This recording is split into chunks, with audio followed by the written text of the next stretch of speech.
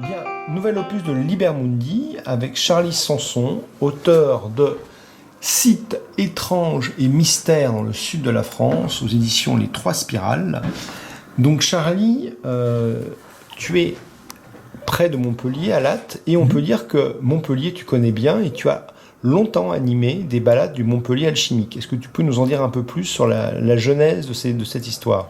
Oui, je suis de Montpellier, et j'ai toujours vécu à Montpellier. Il y a que quelques années que je suis à Lattes, et Montpellier m'a toujours intéressé sur le plan de l'histoire.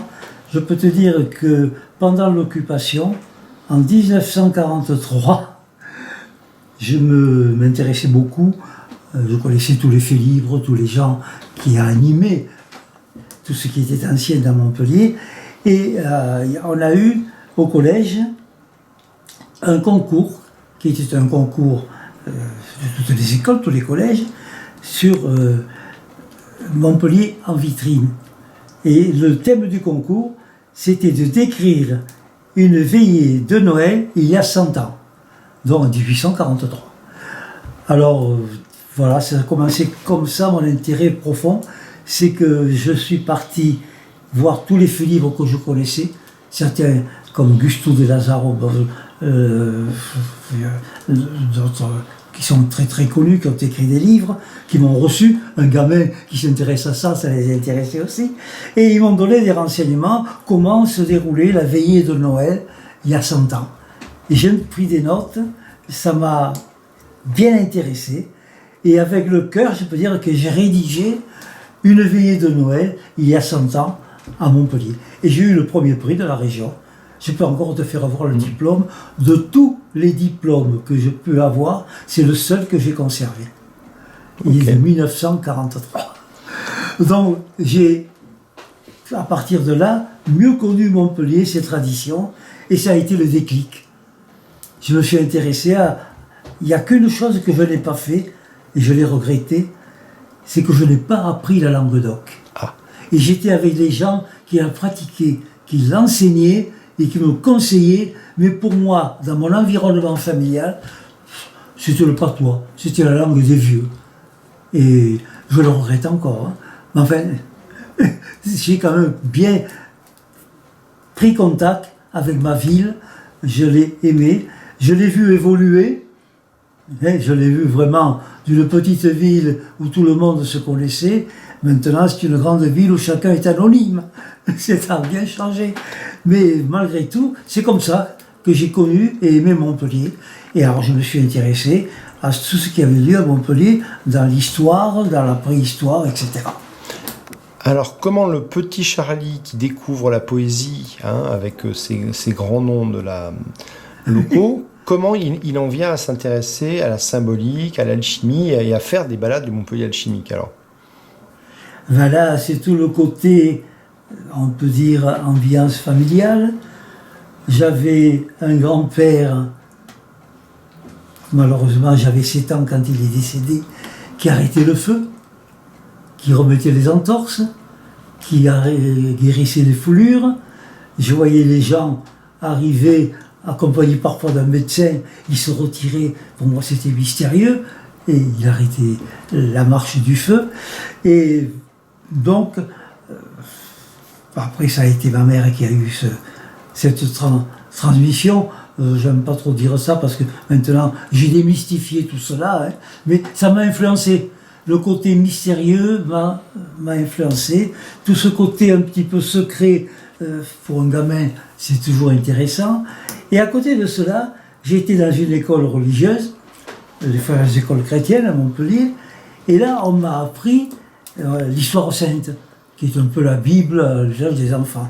Et dans l'histoire sainte, évidemment, j'avais Élie qui était avec Élisée, il discutait le coup, il attendait quelqu'un, et ce quelqu'un, c'est un char de feu, il monte et il s'en va. La roue d'Ézéchiel dans le ciel, Sodome et Gomorrhe, j'ai été vraiment pris dans un côté assez fantastique. Et ça m'a influencé. Ça m'a influencé vers l'ésotérisme, vers le symbolisme, vers tous ceux qui demandent une réflexion, qui peuvent prendre les choses telles qu'elles apparaissent, et ce qui est souvent artificiel. Voilà comment c'est arrivé. Et évidemment, il y a des choses intéressantes, c'est que ça, on me l'a appris à l'école primaire, et ça m'est resté.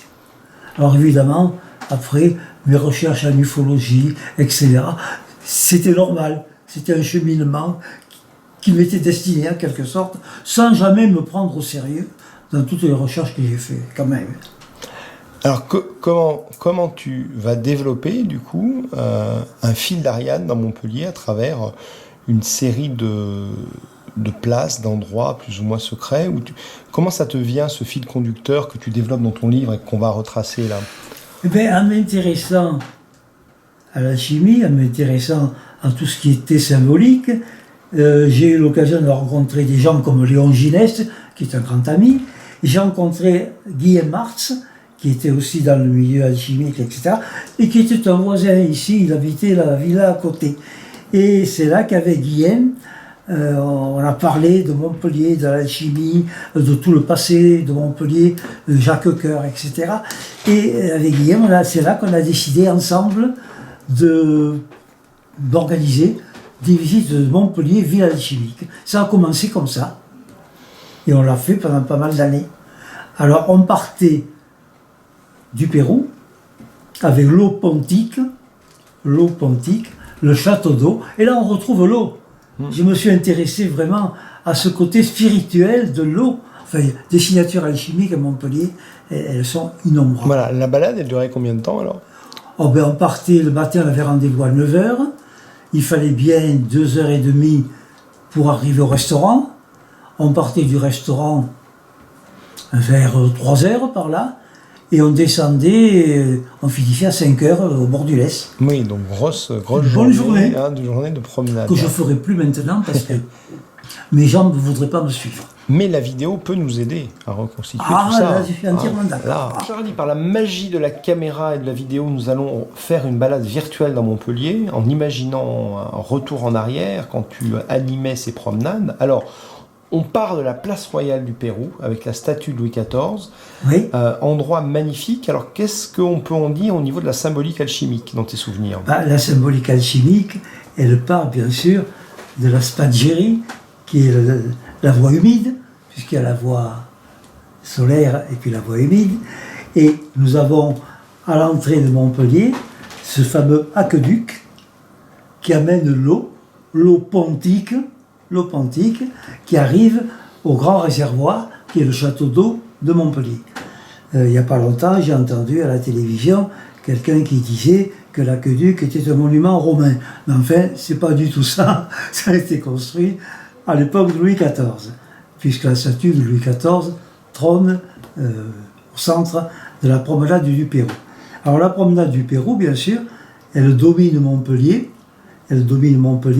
avec Louis XIV qui voulait dominer, mais c'est l'eau qui domine Montpellier, parce que amener de l'eau pour qu'on puisse alimenter les bassins et les fontaines de Montpellier, à cette époque-là, c'était déjà une performance.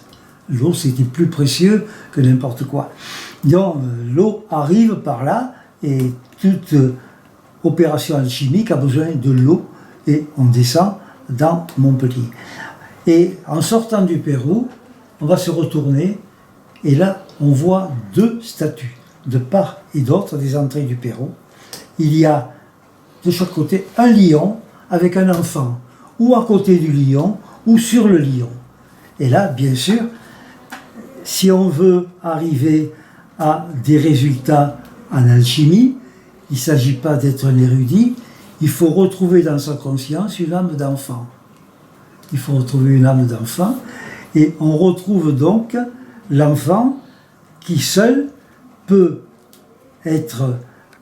avoir un lien amical avec le lion vert en chimie et le lion rouge, les deux lions. Donc on peut retrouver ce côté-là, et ça nous apprend aussi qu'il faut avoir une âme d'enfant pour faire face à des difficultés, et notamment pour travailler l'alchimie.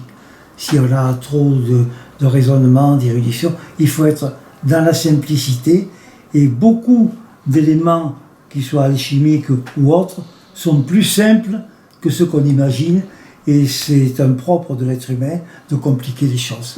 Hein, voilà. Il y a un codage au niveau des couleurs, le vert, le rouge, qu'est-ce que ça peut Ah, symboliser? oui. Alors là, on va rejoindre le vert et le rouge, c'est important. Dans le symbolisme, le vert contient le rouge.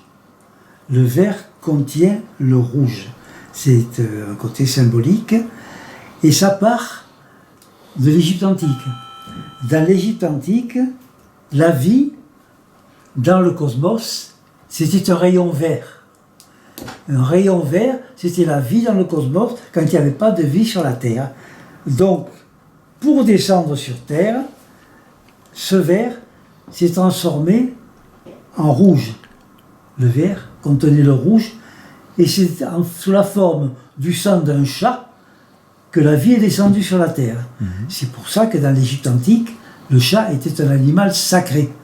Un animal sacré qu'on avait momifié souvent, et on cite historiquement une bataille où les Égyptiens étaient vraiment en force par rapport à leurs ennemis, et les ennemis qui connaissaient la mentalité égyptienne ont lancé des quantités de chats devant leurs troupes, et pour ne pas blesser les chats, les Égyptiens ont battu en retraite.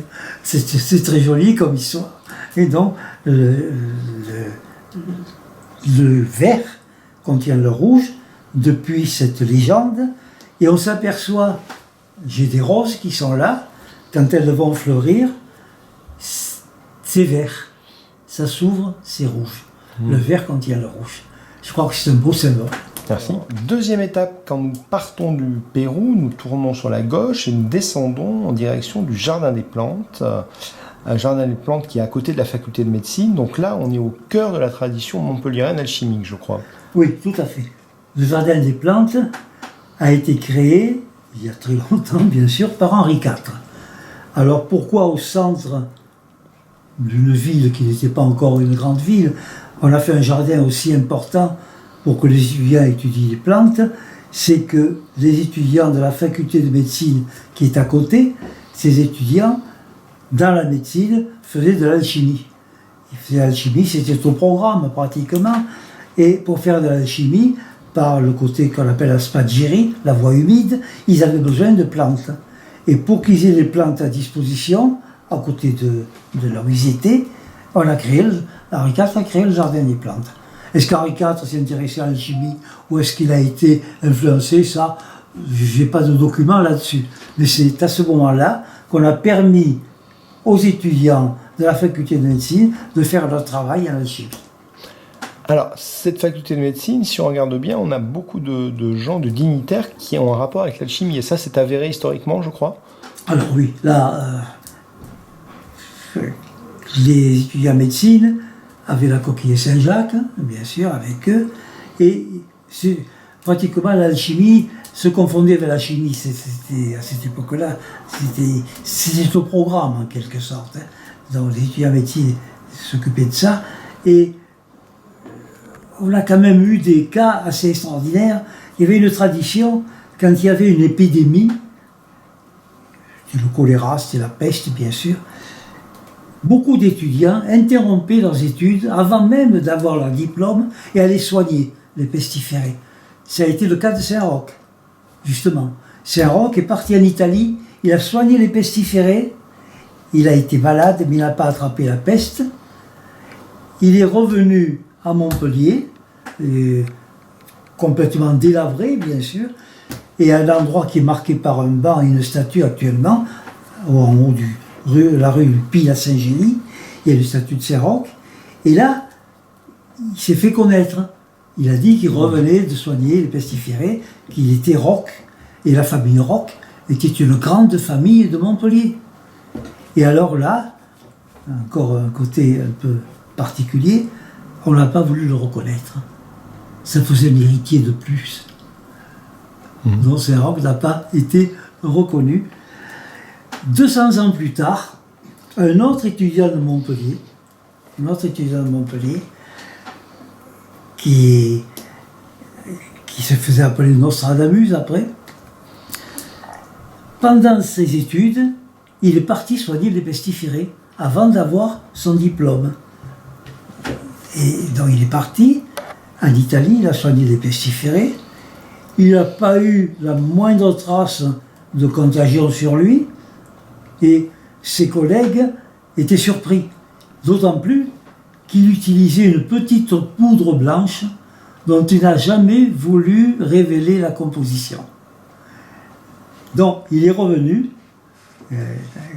Nostradamus donc, est revenu à Montpellier et il allait terminer ses études, mais on a refusé pendant quelque temps de lui donner son diplôme de médecin parce qu'il n'a toujours pas voulu donner la composition de sa poudre blanche. C'était l'époque de l'alchimie.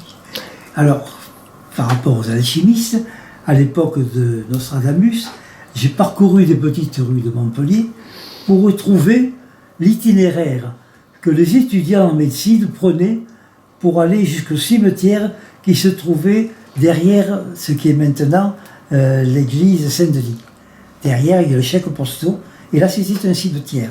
Il y avait une clôture dont les étudiants de médecine n'avaient pas le droit de disséquer des cadavres. Donc ils étaient bien handicapés pour leurs études. Donc ils partaient en groupe par les petites rues, et j'ai retrouvé l'itinéraire qui part du côté de la cathédrale Saint-Pierre. Ils allaient à la commune clôture, derrière l'église Saint-Denis, et là, avec quelques pièces, ils soudoyaient les gardiens, ils passaient dans le cimetière. Ils repéraient une sépulture où la terre était fraîchement remuée, et ils déterraient un cadavre. Il était un cadavre qui n'était pas très vieux, donc il était un cadavre. Il enveloppait, il emportait, il ressoudoyait les gardiens, bien sûr, et il passait de nouveau dans la ville, au risque d'avoir vraiment des ennuis extraordinaires si on les avait surpris en train de transporter un cadavre. Et là, ils ont fait leurs études, vraiment, leurs études, les autopsies, etc., qui ont permis des découvertes qu'ils n'ont pas pu révéler parce que c'était illégal. Un peu le côté alchimique, côté médecine. Alors, une fois qu'on passe devant la faculté de médecine, on arrive un peu plus loin à une place qui s'appelle la place de la Canourgue, où on trouve deux licornes assez mystérieuses. Oui, la place de la Canourgue, c'est la place où se trouvait l'ancienne mairie de Montpellier.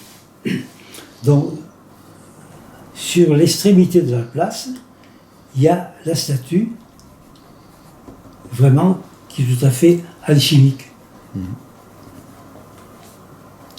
Et alors c'est deux licornes. Deux licornes, oui. Il y a deux licornes. La licorne est un grand symbole alchimique, bien sûr. Et il y a une statue avec les deux licornes qui sont vraiment très apparentes, on ne peut pas les rater, qui marquent bien que cette statue qui, en contrebas, domine la faculté de médecine, indiquait bien qu'il y avait là un lieu alchimique.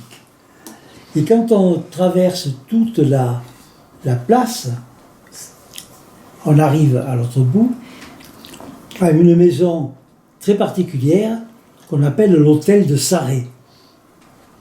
L'hôtel de Sarré est un immeuble assez important, dont un mur maître, un mur d'angle.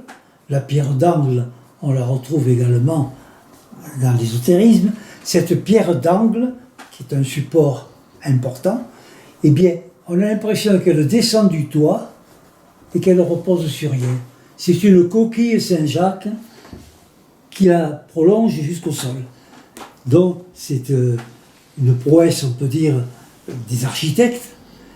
Et cet hôtel de Sarré, j'ai des photos d'ailleurs avec tout le groupe, quand on faisait cette visite Montpellier alchimique, on prenait une photo devant l'hôtel de Sarré obligatoirement. C'était quand même curieux. Mais quand il y avait les compagnons qui faisaient leur tour de France, ils étaient obligés de faire étape à l'hôtel de Sarré. C'était vraiment quelque chose d'exceptionnel sur le plan architectural. Et alors c'est très, elle est bizarre cette coquille, parce qu'en fait on voit qu'il y a à peu près 21 rayons, et elle est oblique, elle n'est pas symétrique. Ah oui, là, comment c'est ça, particulier. comment ça se fait, oui, que ça ne soit pas symétrique, du coup? Ah là, je ne sais pas. Hein, c'est mystérieux. Dire, Hein. là, Et le fait qu'il y ait 21 rayons,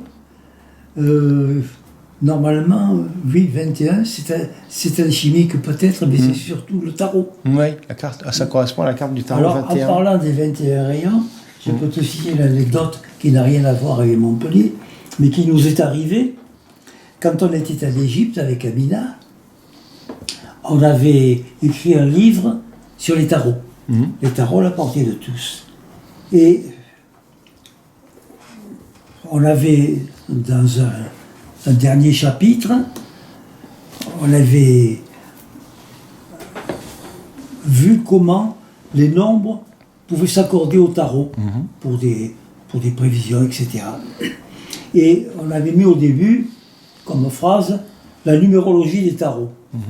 Mais moi, ça ne m'a pas beaucoup plu, et Camilla non plus. Quand, avant d'éditer le livre, on a dit à l'éditeur, alors il faut trouver un nom. On a mis les 22 rayons de la divine lumière. Divine, dans le sens de divination. Les 22 rayons de la divine lumière. On a trouvé que pour le chapitre, hier encore d'ailleurs, c'était beaucoup plus joli, beaucoup plus vivant. Oui, alors il y a effectivement ces 21 plus une, parce qu'il y a un arcane sans nom. Donc là, non, il y a 21 avec un nom, et l'arcane sans nom, c'est 22. C'est 22. Donc c'est 22 rayons. 22 rayons. Le dernier rayon, c'est la fin d'un cycle et le début d'un autre. Donc ça pourrait être lié à la symbolique qui est dans la coquille, alors. Là, donc, on a mis ce nom, les 22 rayons de la divine lumière. Et quelques temps après, on part en voyage en Égypte. Et en Égypte, on avait quelqu'un qui était devenu une amie, qui faisait un peu le guide, mais que pour des gens avec qui elle était en relation. Son mari dirigeait, je crois, un bateau de guerre, son fils était dans un ministère, enfin, c'était une personne vraiment très, très, très, très bien. Faïza, j'ai des photos avec elle d'ailleurs. Et elle s'intéressait à ce que nous faisions. J'ai fait faire des relaxations, on a parlé de tout ça. Et un jour, on était dans une salle hypostyle avec des colonnes, tout ça, salle très basse de plafond, et elle nous dit, venez, je vais vous faire voir quelque chose. Elle nous amène au fond de la salle, et au fond de la salle, comme c'est souvent en Égypte, il y avait un grand carré comme ça, qui laissait passer la lumière. Et elle nous dit, regardez, sous ce trou, en quelque sorte, il y avait un disque. C'était le disque de Ra, de Ré, bien sûr. Et en bas, il y avait un pharaon qui tendait les mains. Et du disque vers les mains de pharaon, il y avait 22 rayons. D'accord, il y aura un lien avec l'Égypte antique. Oui, 22 rayons. Voilà, on a été vraiment stupéfaits. Alors, là maintenant, dans la balade, on va passer par une église, qui est une église que Louis XIV, je crois, de la place du Pérou, désigne un petit peu avec son bras, qui serait l'église Sainte-Anne.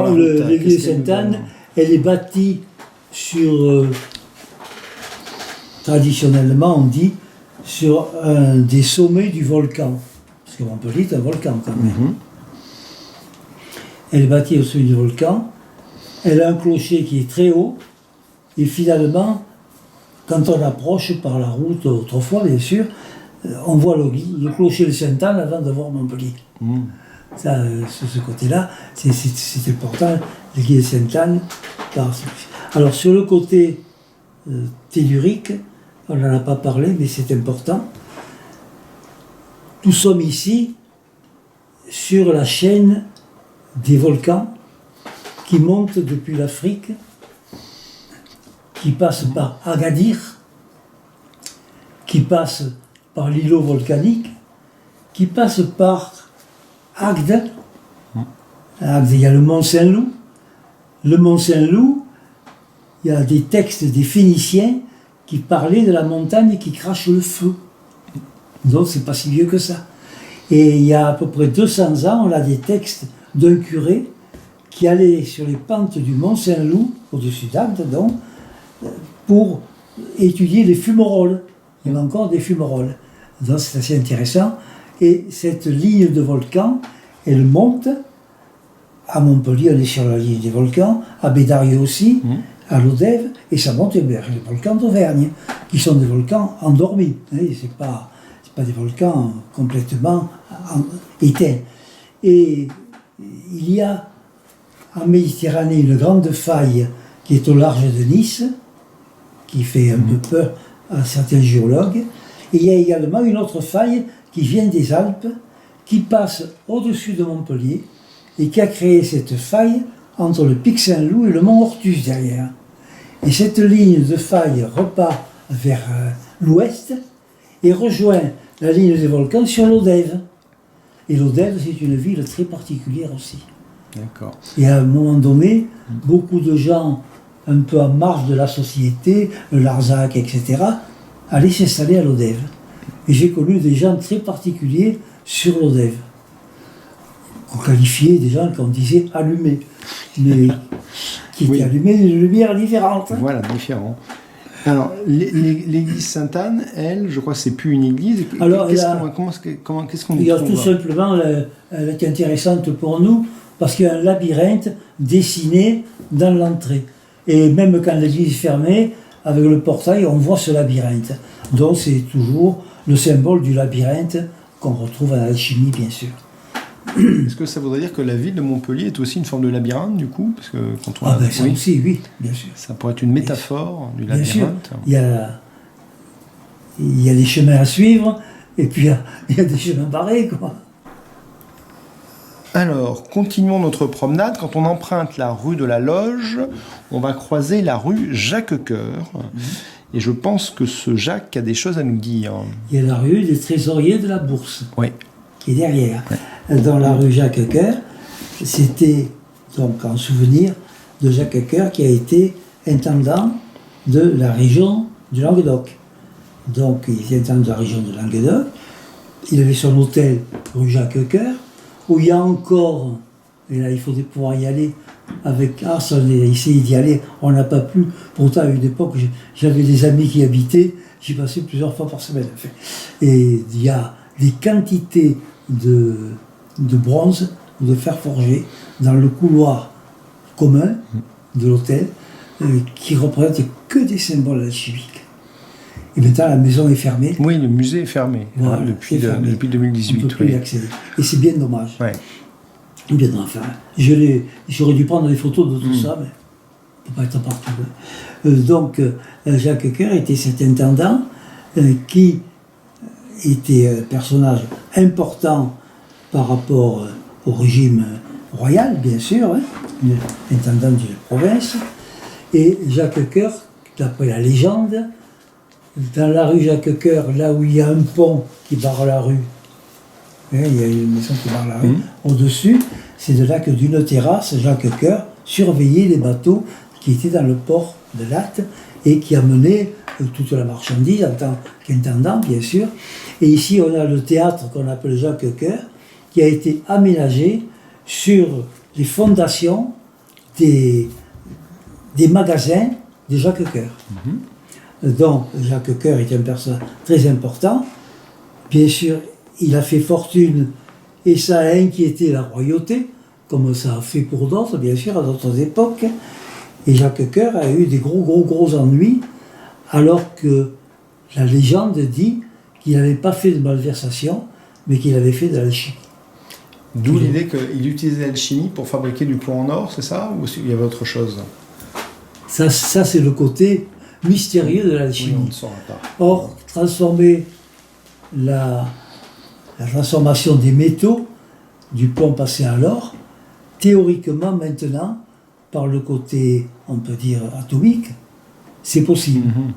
Et il y a eu l'expérience qui a été faite, où ils sont arrivés à transformer du plomb, carrément, et par une opération, on peut dire,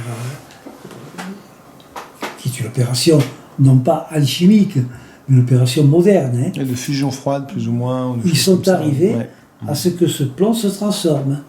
Et ils y ont trouvé des traces d'or, mais qui n'étaient pas utilisables parce qu'il était, comment dirais, radié. Complètement irradié. Maintenant, ça a apparu dans des journaux, mais bon, je ne sais pas. Alors Jacques Cœur, dans son blason, il a le symbole de la coquille Saint-Jacques aussi, je crois, c'est ça? Il y a un rapport aussi avec Saint-Jacques de Compostelle. Jacques Cœur, ses armoiries, c'était la coquille Saint-Jacques. Voilà. D'ailleurs, je crois qu'il avait les mis dans le livre. Dans le livre. Les armoiries de Jacques Cœur, c'était la coquille Saint-Jacques. Donc ça prouvait bien qu'il était alchimique. Voilà. Exactement, un grand personnage. Et alors, il a un rapport avec la rue de la Loge et la Loge des Marchands. Alors, il y a un rapport avec la franc-maçonnerie, avec une organisation un peu ésotérique à l'époque ou pas Oui, des organisations ésotériques, oui. Mais à cette époque-là, la franc-maçonnerie était naissante. Oui. Ils ont sait que la franc-maçonnerie est née officiellement en 1728, je crois, hein, le chevalier de Roncé, etc. Donc, c'est assez difficile, ce qui restait secret, d'arriver plusieurs siècles après à avoir des éclaircissements. Voilà, mais le nom des rues donne des indices quand même. Ah, mais les noms de rues, là, alors Voilà. là. On a plein de choses. Ah oui. Tu peux citer comme ça des noms de rues qui te reviennent en mémoire, qui ont un rapport avec. Tout le quartier. J'ai fait un article sur le quartier Saint-Roch, je crois. Oui. Ouais. Avec les noms des rues. Avec les noms des rues. Comme ça, Rue des Balances. Voilà, des noms comme ça qui te reviennent. Rue des Balances, rue des Paniers. Ouais. Rue Copecambe. Ouais. Parce que c'était dangereux. Ouais. Rue de la Croix d'Or. Oui, oui. Donc là, effectivement, on peut s'amuser à regarder le nom des rues qui nous indiquent des fois des choses. Rue des Paniers. Ouais.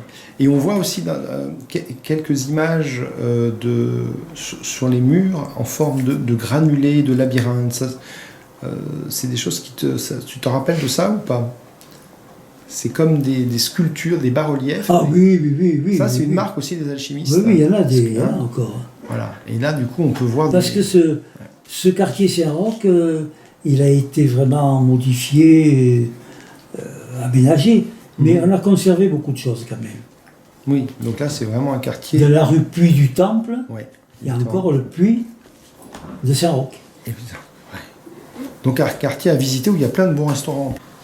Alors, quand on continue notre périple, on débouche de la rue de la Loge à la place de la Comédie avec son opéra, mais surtout ces trois grâces au-dessus Trois grâces, oui. Voilà, alors là, on est dans quelque chose d'important, En plein semble-t-il. symbolisme, bien sûr. Je ne me rappelle pas le nom des trois grâces, Oui. bien sûr. Mais c'est un côté symbolique, bien sûr. Et arrivé à la place de la Comédie, ce qui était le plus caractéristique, c'était l'œuf. Ah oui, qu'on voit au sol. Ouais. L'œuf au sol, qui était en relief. Et le tramway faisait le tour de l'œuf. Maintenant, c'est devenu... C'est particulier, quoi.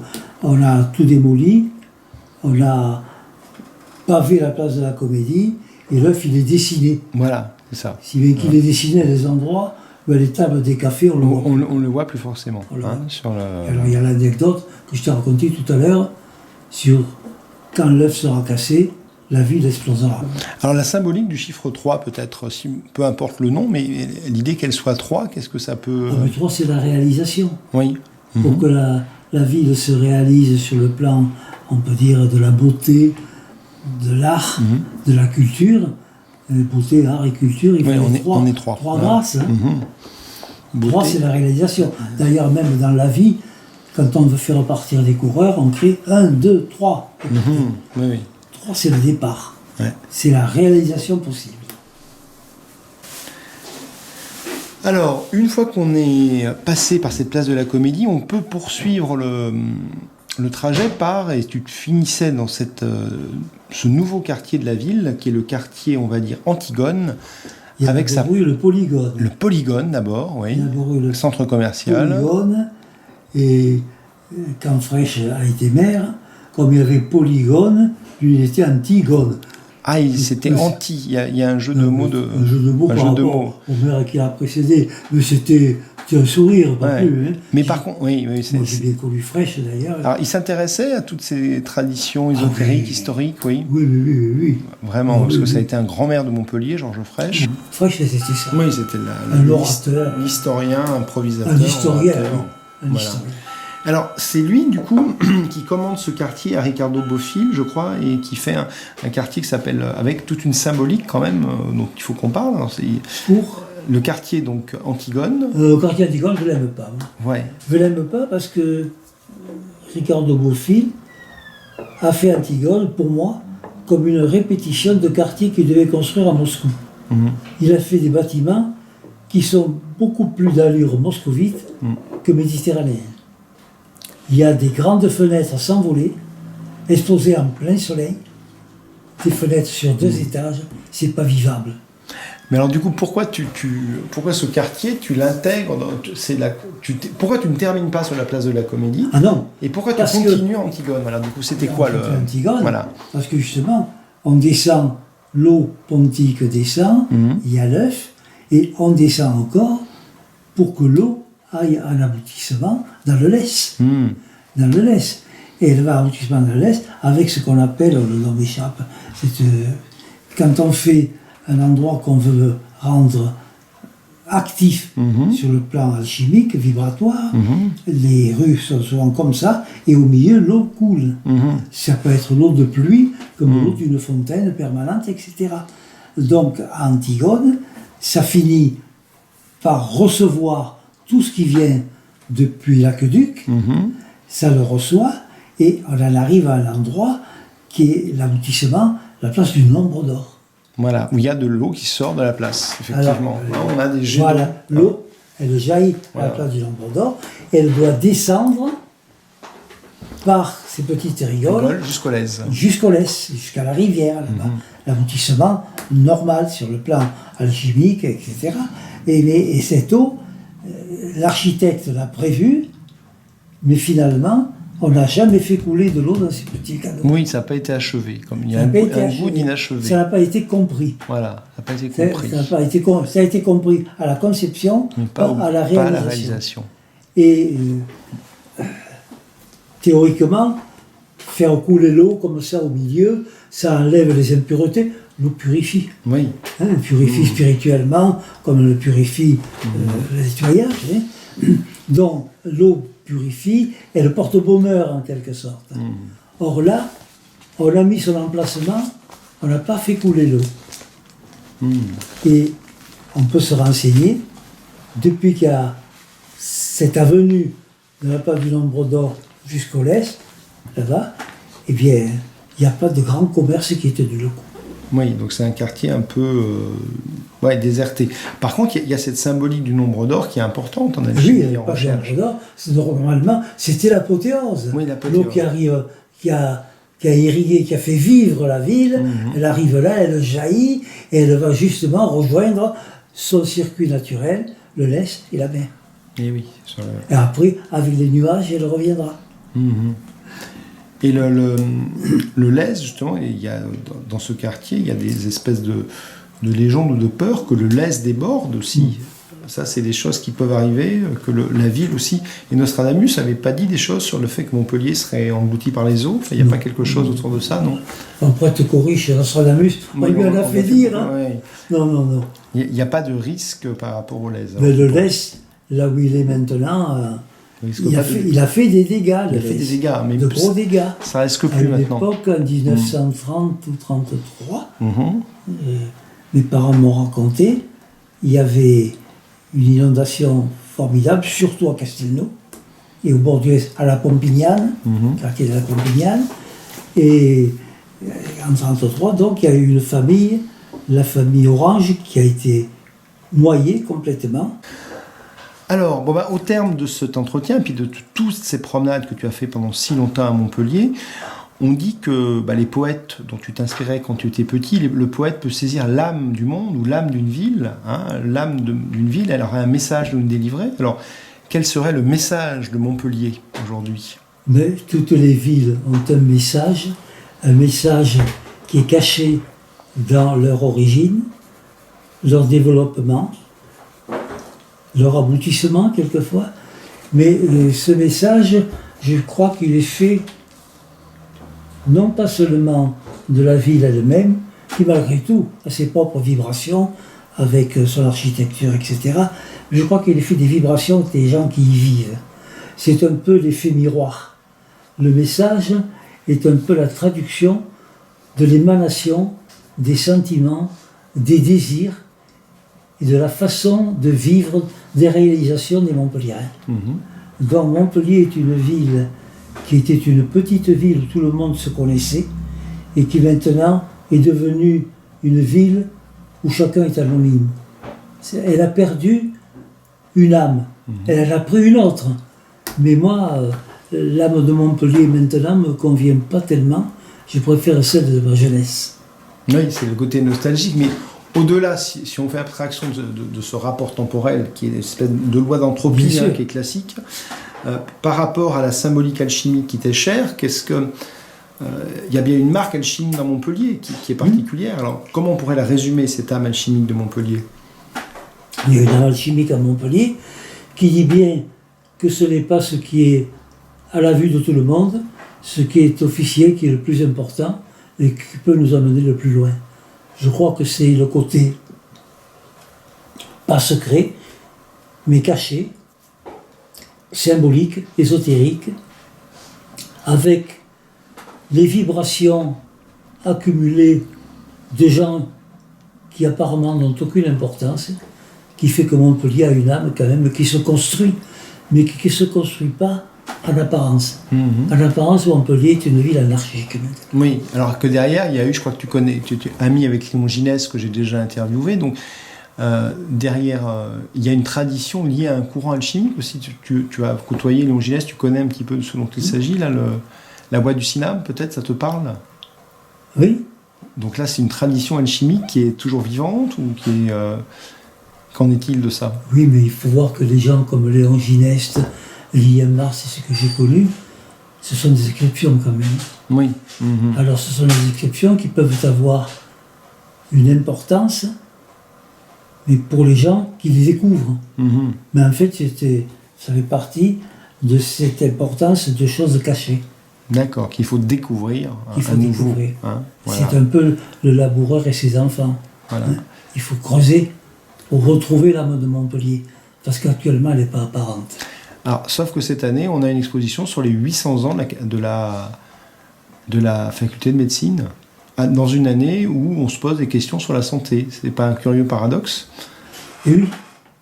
Voilà. Donc du coup, là, si on devait mettre en avant le message, on en a un peu parlé, le message de cette faculté de Montpellier, c'est quelque chose qui t'a animé, je crois.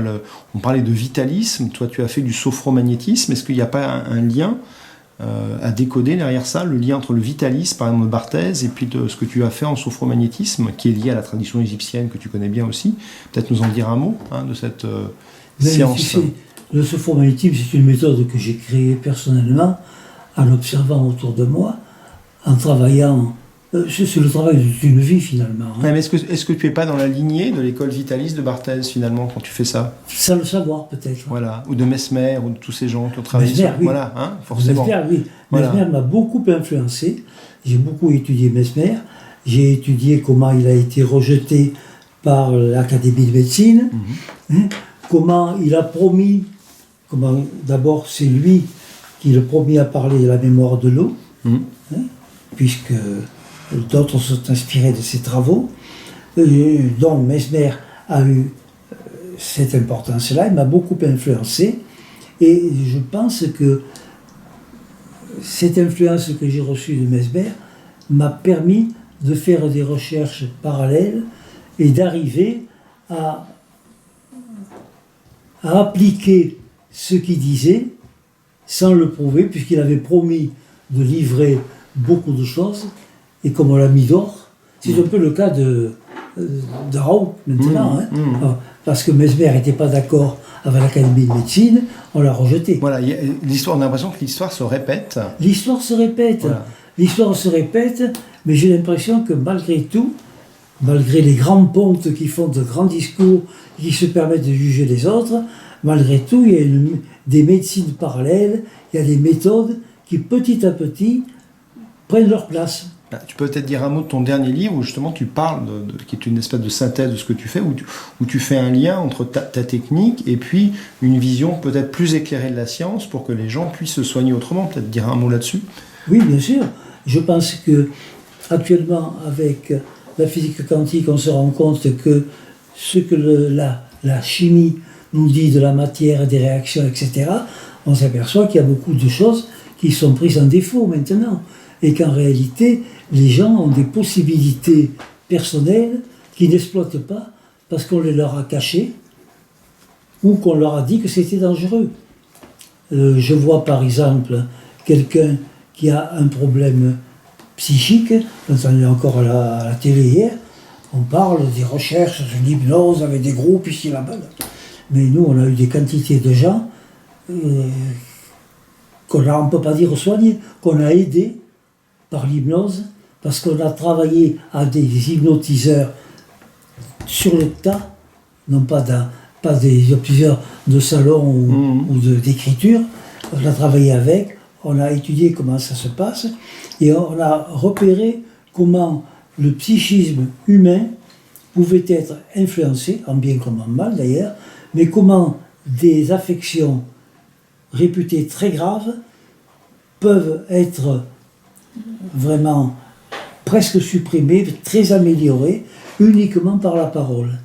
Alors là, moi c'est encore autre chose que je n'ai pas encore écrit, mais ça viendra si j'ai le temps.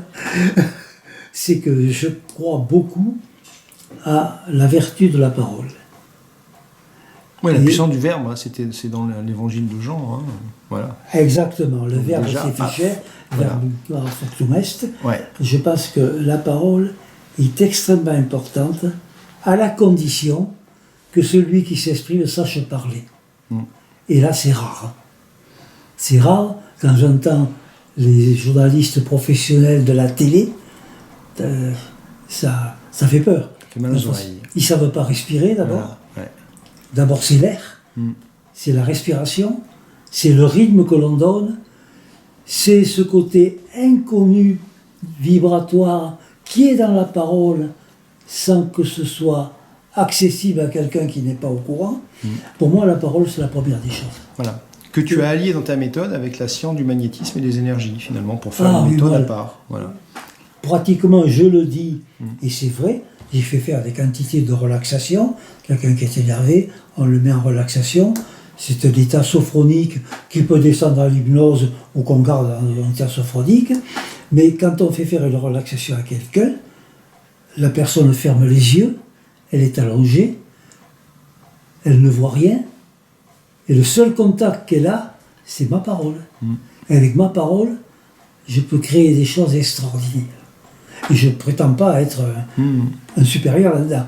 Mais avec ma parole, il m'est arrivé, pour mes stagiaires, pour leur prouver que les histoires pour endormir, pour ceci, cela, c'était du bidon. Ça, je le faisais à chaque stage au deuxième week-end. Quand on arrivait du restaurant, je leur disais, vous allez vous reprendre maintenant le travail, vous allez faire les 3 respirations. 3 respirations, en ressentant la respiration, tu sais. Hein, et puis je leur dis, vous faites ça les yeux fermés, pour bien évacuer et pour bien remplir vos poumons, pour vous régénérer par vos respirations. Vous fermez les yeux, vous faites ça. Je leur faisais faire les 3 respirations, et je leur dis, vous continuez de fermer les yeux. Et je leur parlais de leur respiration. Je leur parlais de leur respiration. Je savais comment leur parler, à quel rythme, avec quelle force. Je leur parlais pendant pas plus de 2 minutes. Et au bout de 2 minutes, je leur faisais faire un voyage. Vous êtes à tel endroit, vous voyez ceci, vous voyez cela. Et les gens, ils le voyaient pas, ils le vivaient. Ils le vivaient. Ils voyaient qu'ils marchaient sur des pierres, qu'ils marchaient sur du goudron, qu'ils marchaient sur de l'herbe. Ils le vivaient, ils le ressentaient. Et puis je les faisais revenir. Mon but, c'était pas de faire de l'esbrouf. Mon but, c'est de leur dire, vous voyez, pour mettre les gens en condition et pour les aider, il vous faut 2 minutes, pas plus. Si vous savez parler. Voilà, bah écoute, c'est ce que tu as fait en remettant à jour et en nous faisant revivre aussi toute la fabuleuse histoire de Montpellier. Voilà. Merci pour cette promenade à travers la parole. Et donc 2 ouvrages à lire de Charlie Sanson pour aller plus loin, Sites étranges et mystères dans le sud de la France.